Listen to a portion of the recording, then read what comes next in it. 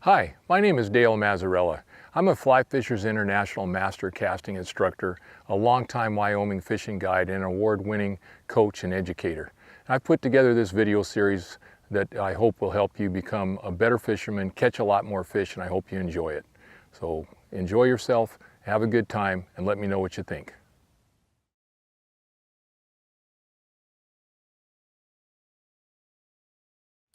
Let's talk about drifting. Drifting is an intermediate skill that actually many advanced casters use, and quite a few intermediate casters have developed it just accidentally. That's how I did it. I didn't even know I was drifting until I saw some videotape. But let's explain why this drifting is important. First off, what is it? Drifting is I stop my rod, and then as my line unrolls behind me, I'm actually drifting back. And I can drift back one of two ways, or a combination of both. I can drift back by maintaining the angle of my rod so my casting arc doesn't increase. This is just drifting, what we call translation. Right here, it's just increasing my stroke length in the back.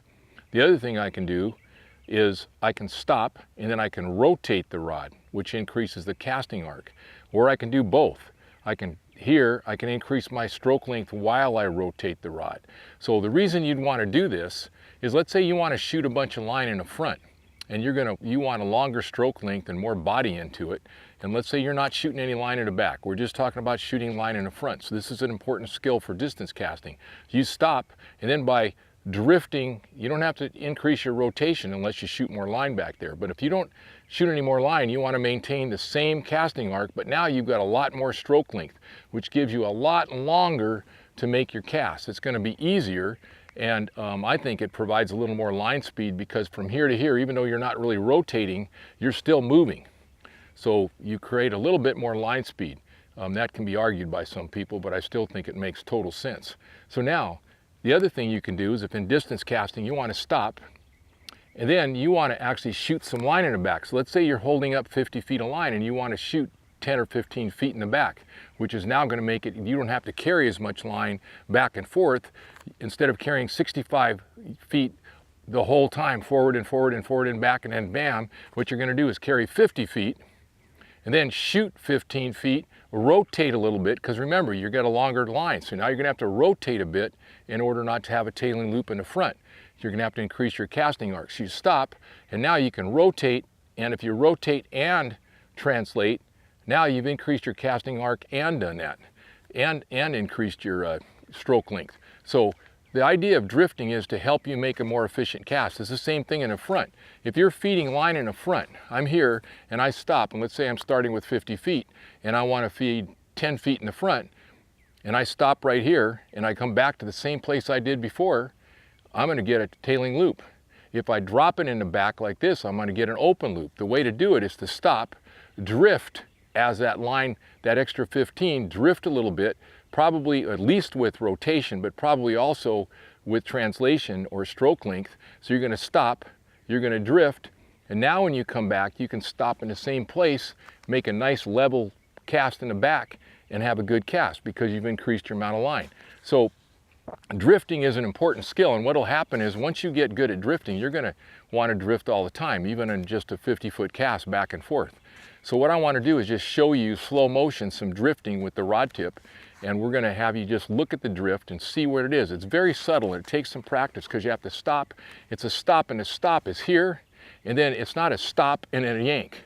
You can see when you see ours, when you see the one I do, it's just the stop, and I'm telling you, I just drift. It's so kind of slow. I do it better with my right hand, but it's just stop and follow the line back, stop and follow the line back, stop and follow the line back. Either stop and follow the line back and rotate, or just stop and follow the line back without rotating, depending on the circumstances. But you should play with this if you want to get really proficient at distance casting.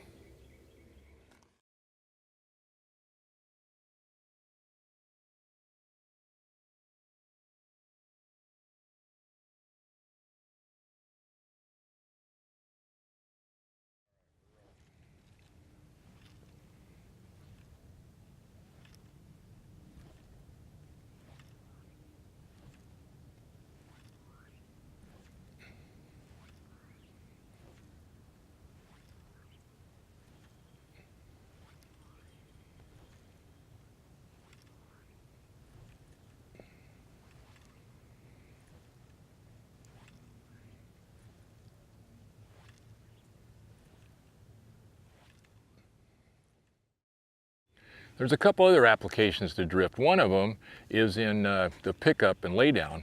If you pick up and you want to make a nice tight loop, you can't just pick up from here and go to here because your loop is going to be really big. You can look at some of the previous lessons, we've talked about that. So what you can do is you can pick up to here, and then what you can do is you can drift. So as your line, which is now a nice tight loop, starts to go back, you can drift back and follow it.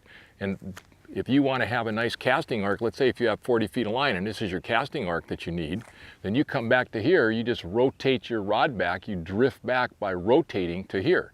Now all of a sudden you've got your proper casting arc in the back, and now you come back to here and you've got a good cast. So pickup, a lot of times you're going to hit it and then drift back and follow it back and then go. The other thing you can do quite frequently is I just do it a lot just because it makes my cast smoother. I stop and then I drift, and now when I come forward, by the time I get to my original stop position, as soon as I get to my original stop position, my line is tight back there, and you see bend immediately.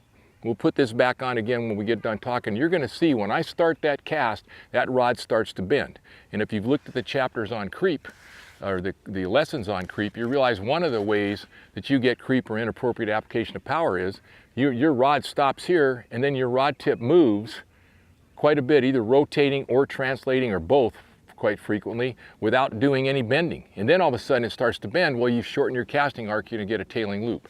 So what I find is drift is extremely helpful in all of my casts. Other than maybe a 20 or a 30 foot cast, I don't drift much, but any cast over that, the video that you're looking at right now that you just saw, that slow motion, that was about 50 feet with one hand. I wasn't hauling, but you can see that the significant amount of drift that I have and the role it plays in making better loops.